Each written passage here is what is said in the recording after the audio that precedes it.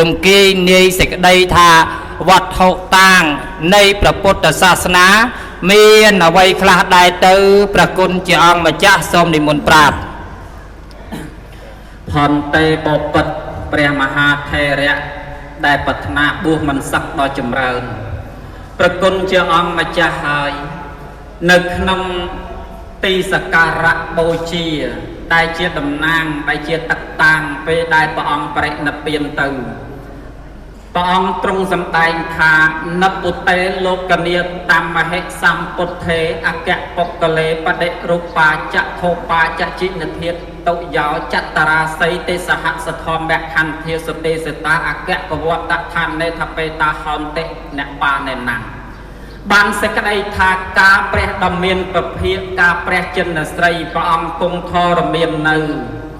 ពេលដែលព្រះអង្គទ្រង់យាងចូលកាន់បរិនិព្វានទៅព្រះសទ្ធោផងដើមពោធិព្រឹកផងព្រះបដិមាផងព្រះចិនធាតុផងពធទាំង 84000 ពធមខណ្ឌរបស់ទាំងអស់នឹងគឺជាតំណាងរបស់ព្រះអង្គបើសិនជាមាននរណាមួយបានគោរពបានបូជាបុគ្គលបែបនោះនឹងបានបុណ្យហក្សដូចជាព្រះអង្គគង់ធរមាននៅដែរមានន័យថាពេលដែលព្រះអង្គបរិនិព្វានទៅបច្ចេកដីនឹងគឺជាតំណាងព្រះមួយទី2ដើមពោធិព្រឹកដើមពោធិព្រឹកចក្រុក្ខាចជីនធាតទៅយកដើមពោធិព្រឹកផងព្រះចិនធាតគឺប្រធានរបស់ព្រះអង្គផងរូបតំណាងពេលដែលព្រះអង្គបរិនិព្វានទៅដែលយើងហៅថាព្រះបដិមាព្រះបដិមាគឺជារូបស្នងរបស់ព្រះអង្គហើយនឹងពធទាំង 84000 ពធមខណ្ឌរបស់ទាំង5នេះគឺជាតំណាងពេលដែលព្រះអង្គទ្រង់យាងចូលកាន់បរិនិព្វានទៅសូមនិមន្តទានជ្រាបសាធុវត្ថុតាងទាំង5យ៉ាងមានព្រះពុទ្ធរូប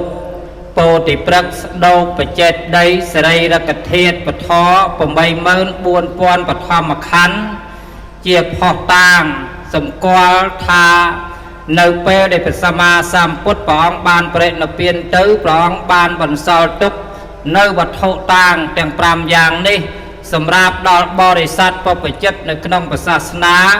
ដើម្បីនឹងប្រណិប័តជាបុណ្យជាកុសលប៉ុន្តែខ្ញុំកណាស្ដាប់បានក៏ប៉ុន្តែនៅមិនអស់ចិត្តទេព្រះអនុថែពីព្រោះញាតិញោមអញ្ជើញមកពីទីចិត្តទីឆ្ងាយ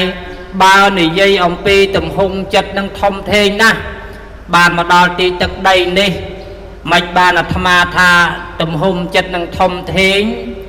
ញោមគិតមើលអញ្ជើញមកឆ្លងកាត់ខ្នល់កស៊ូផងឆ្លងកាត់ទូកឆ្លងកាត់សាឡាងនោះផងហើយបើនិយាយពីផ្លូវវិញនិយាយពីអាលាក់ដូចគេធ្វើតសៃយ៉ាងវាស្រួលផងហើយញោមអញ្ជើញមកដល់ទីទឹកដីនេះ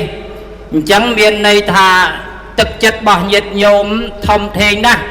ដែលបានអញ្ជើញមកក្នុងកម្មវិធីសិទ្ធិព្រះពុទ្ធរូបហើយអញ្ចឹងខ្ញុំកណាចង់ដឹងចេះចង់ដឹងថាញោមបានចូលស្ពាន់1គីឡូក្តីបានចូលមាសនោះ 5G ក្តីហើយបើមានដាក់ទៅ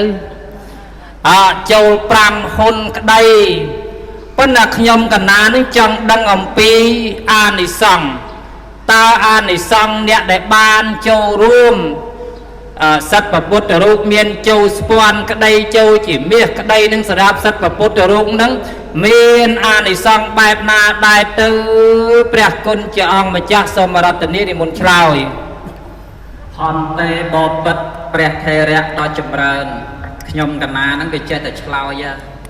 ប៉ុន្តែនឹកឃើញចម្លើយសំណួរប្រគុណជាអង្គម្ចាស់ហ្នឹងវាចេះតែចោទសួរប្រគុណជាអង្គម្ចាស់បើនិយាយពីរឿងអានិសង្ឃអ្នកកសាងព្រះហ្នឹងយើងបើនិយាយពីអានិសង្ឃហ្នឹងវាធំធេងសម្បើមណាស់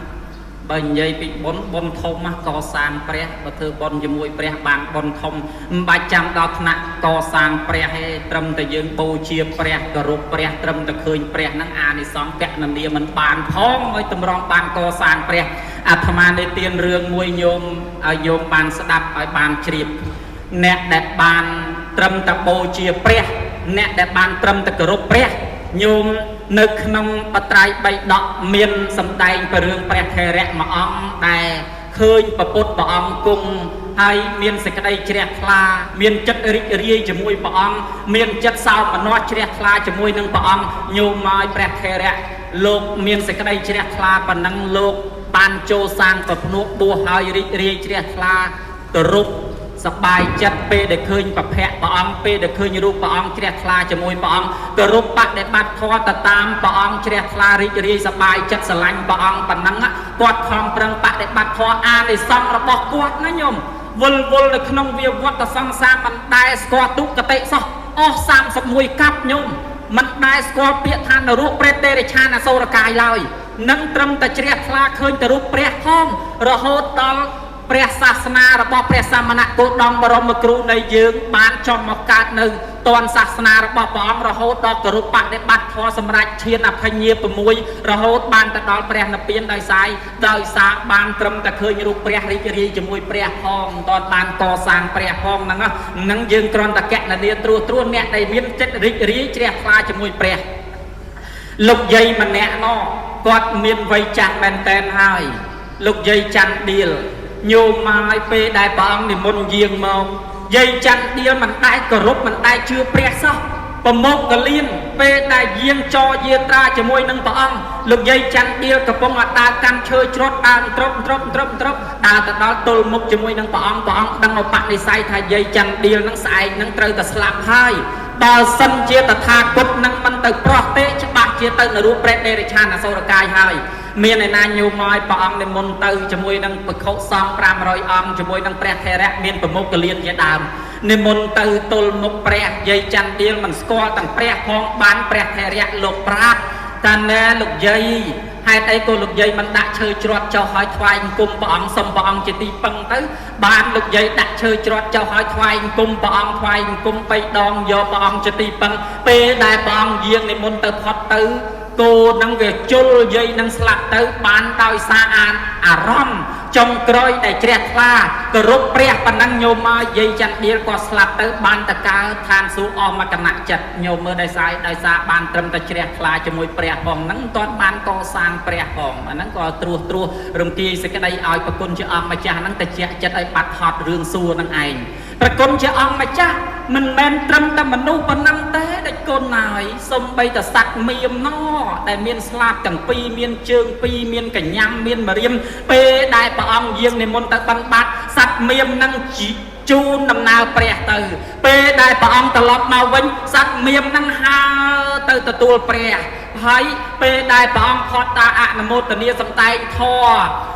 ដល់ពេលឲ្យសត្វមៀមនឹងកងស្លាប់ទាំងពីរហ្នឹងគោរពថ្វាយអង្គមព្រះយកព្រះអង្គជាទីពឹងបានព្រះអង្គទ្រង់អញ្ញឹមភិក្ខុសង្ឃគង់នៅស្ងៀមឃើញព្រះអង្គអញ្ញឹមច្បាស់ជាមានរឿងហេតុផលអីមួយហើយមានឯណាបានភិក្ខុសង្ឃសួរព្រះអង្គញញឹមនឹងមានរឿងហេតុអីទៅព្រះអង្គបានព្រះអង្គទ្រង់សម្ដែងថាមនីភិក្ខុទាំងឡាយអើយអ្នកឯងឃើញសត្វមៀមនេះទេជ្រះថ្លាជាមួយនឹងតថាគតជ្រះថ្លាជាមួយនឹងភិក្ខុសង្ឃអនាគតទៅសត្វមៀមនឹងបានជាបច្ចេកពុទ្ធមួយអង្គនឹងបានដល់នៅព្រះនិព្វានញោមមើលត្រឹមតែសត្វដេរឆានផងណាគេជ្រះថ្លាគេមានស្លាប់ទាំងពីរហ្នឹងគេផ្ទងអញ្ជលីគេជ្រះថ្លាជាមួយព្រះស្លាប់ពីសត្វដេរឆាននេះទៅបានទៅកើតឋានសួគ៌វល់អនាគតទៅនឹងបានជាបច្ចេកពុទ្ធមួយអង្គហ្នឹងដែរញោមមើលត្រឹមតែជ្រះថ្លាហ្នឹងតតបានកសាងព្រះផងដែរអាហ្នឹងអាត្មាចង់រំទាយនៃខាងដើមឲ្យញោមហ្នឹងបានជ្រាបសទ្ធាជ្រះថ្លារបស់ញោមហ្នឹងត្រឹមតែគោរពបូជាផងមត្តកន្តភិក្ខុសង្ឃមួយអង្គពនាមអីទេផ្លេចបាត់ដែលជួបព្រះស្រឡាញ់តែព្រះមើលតែប្រភពព្រះនោះមហាថែនឹងឈ្មោះអីទេប៉ុន្តែមិនមែនឈ្មោះគ្រូអ៊ីកុសលអ៊ីសខឿនហ្នឹងទេប៉ុន្តែឈ្មោះអីទេអ្នកភិក្ខុសង្ឃដែលស្រឡាញ់តែព្រះមើលតែប្រភពព្រះនោះបានព្រះអង្គដេញថាយីមិនគិតរៀនធម៌រៀនអាយទេមកមើលតែមុខតថាគតទៅឆ្ងាយទៅមានអ្នកណាតូចចិត្តពេកអូយព្រះលែងស្រឡាញ់អញហើយព្រះលែងស្រឡាញ់អាត្មាអញហើយព្រះអង្គដេញអញចោលហើយតូចចិត្តពេកឡើងទៅលើកំពូលភ្នំប្រងលោតសម្រាប់ខ្លួនឯតើបានព្រះអង្គដឹងឧបនិស្ស័យព្រះអង្គយាងទៅនិមន្តប្រោះព្រះអង្គទ្រង់សម្ដែងថាយោធម្មង្បសតិសោមង្បសតិយោធម្មង្បសតិសោមង្បសតិអ្នកណារៀនធម៌តថាគតអ្នកនឹងបានឃើញតថាគតអ្នកណាបានឃើញតថាគតរៀនធ តថាគតទៅណែបានប៉ុណ្ណឹងយកមកព្រះអង្គប្រោះសំដែងអញ្ចឹងទៅ